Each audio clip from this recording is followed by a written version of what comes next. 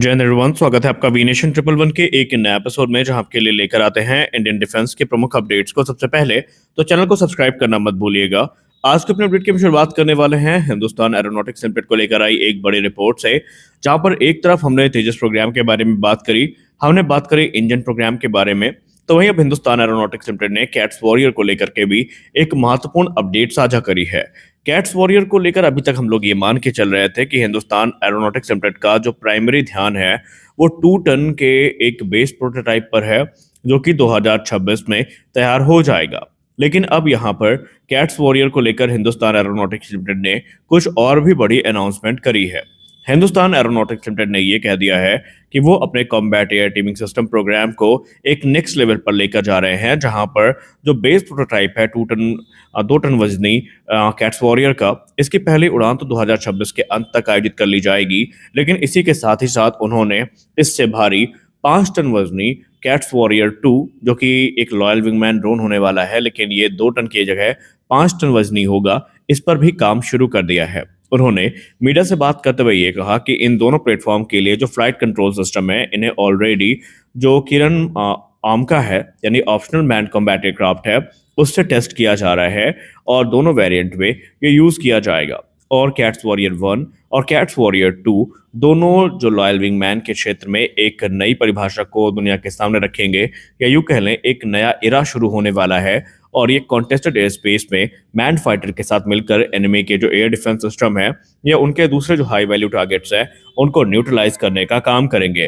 Cats warrior initiative की बात करें तो ये एक फ्लैगशिप प्रोग्राम है हिंदुस्तान एरोनॉटिक्स लिमिटेड के स्वार्म ड्रोन डॉक्ट्रिन का, जहां पर वो एक अफोर्डेबल लेकिन घातक ड्रोन को तैयार कर रहे हैं। यहाँ पर एक एआई ड्रिवन अनमैन्ड जो स्क्वाड है वो हमें देखने को मिलेगा, जो कि राफेल और तेजस जैसे प्लेटफॉर्म के साथ ऑपरेट करेगा। इनिशियली 2 टन का जो एयरफ्रेम होने वाला है, इसे हिंदुस्तान एरोनॉटिक्स लिमिटेड की बेंगलुरु डिवीजन की तरफ से तैयार किया जा रहा है, जहां पर प्राइवेट पार्टनर्स जैसे कि टाटा एलेक्सी और इसके अलावा दूसरे जो कंपनियां हैं वो मिलकर काम कर रही हैं।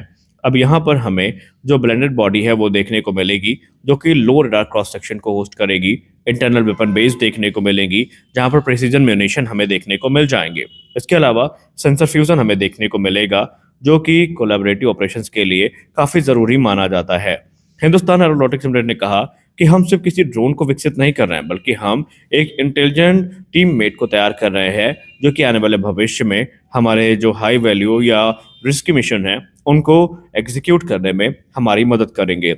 और इसको लेकर हिंदुस्तान एरोनॉटिक्स लिमिटेड के चेयरमैन डीके सुनील सर काफ़ी ज़्यादा उत्साहित नजर आते हैं। उन्होंने कहा ये हमारे लिए एक बहुत बड़ी उपलब्धि होगी जब हम कैट्स वॉरियर को पहली उड़ान को आयोजित करेंगे। उन्होंने कहा ऑलरेडी इसके लिए जो सिस्टम है वो तैयार किए गए हैं, जिन्हें किरण ओमका में टेस्ट किया जा रहा है, जिसमें फ्लाई बाय वायर अपग्रेड्स हो गई और दूसरे जो एवियोनिक्स है वो टेस्ट किए जा रहे हैं। और जैसे ही चीज़ें सर्टिफाई हो जाएंगी तो इनको फिर 2 टन का जो प्रोटोटाइप है उसमें हम इंटीग्रेट करेंगे, ताकि जो फ्लाइट के दौरान रिस्क है उसको रिड्यूस किया जा सके।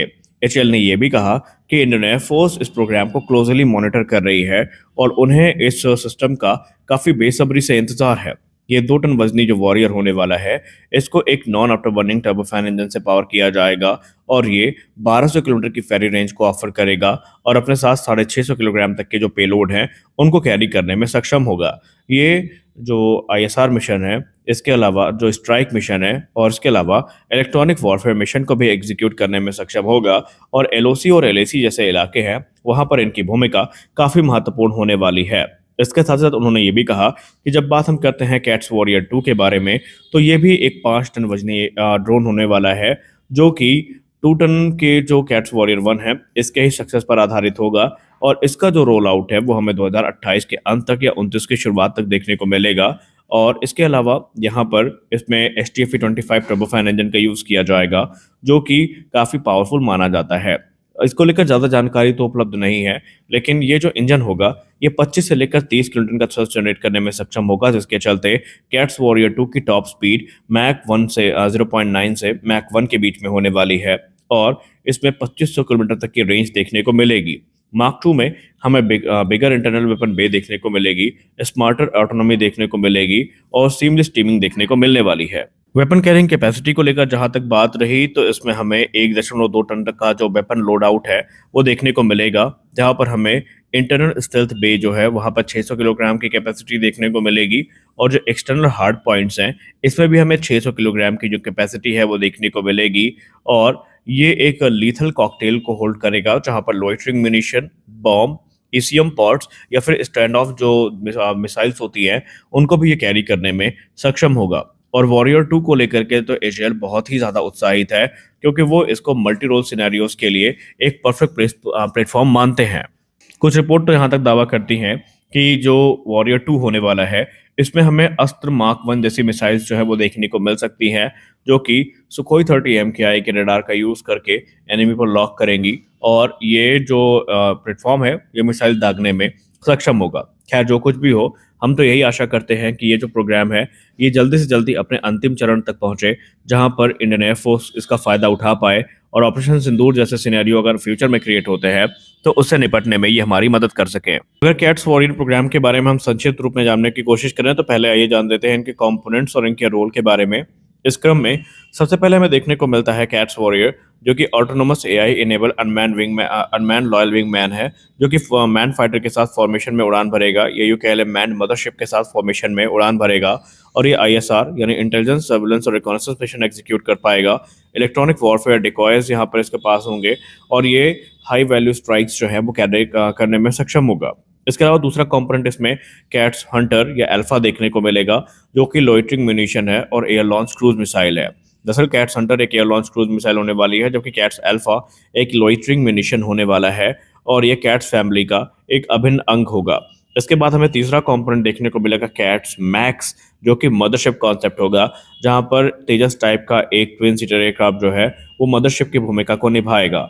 अब यहाँ पर कुछ चीज़ें हैं जो आपको जाननी ज़रूरी हैं कि कैट्स वॉरियर एक लो ऑब्जर्वेबल ड्रोन होगा, जहां पर इसमें हमें रैम पेंट यानी रडार एब्जॉर्बिंग मटेरियल्स देखने को मिलेंगे और इसमें हमें एक्सट्रीम एंगुलर स्टेल्थ देखने को मिलने वाला है, या उसके तुलना में जो रैम पेंट्स है वो इस्तेमाल किया जाएगा। प्रोपल्शन की बात रही तो इसमें जो 2 टन वजनी एयरक्राफ्ट है इसमें पीटे सीरीज के इंजन यूज़ होंगे, जबकि बड़े वॉरियर 2 के बारे में हमने ऑलरेडी डिस्कस किया हुआ है। और रेंज की जहाँ तक बात रही तो कैट्स वॉरियर की जो रेंज है ये 700 किलोमीटर या उससे भी ज़्यादा हो सकती है। और सबसे खास बात तो यहाँ पर ये है कि इसके लिए अलग अलग रोल जो है वो आगे चल के डेजिग्नेट किए जाएंगे। डेवलपमेंट की बात करें तो पहला पब्लिक जो अपीयरेंस हुआ था इसका एरो इंडिया 2021 में हुआ था, और इसके बाद जो फुल स्केल डिमॉन्स्ट्रेटर है वो हमें एरो इंडिया 2025 में देखने को मिला था। इंजन ग्राउंड रन की बात करें तो पब्लिक रिपोर्ट के आधार पर एचएएल ने एक इंजन ग्राउंड रन पूरा कर लिया है 11 जनवरी 2025 को।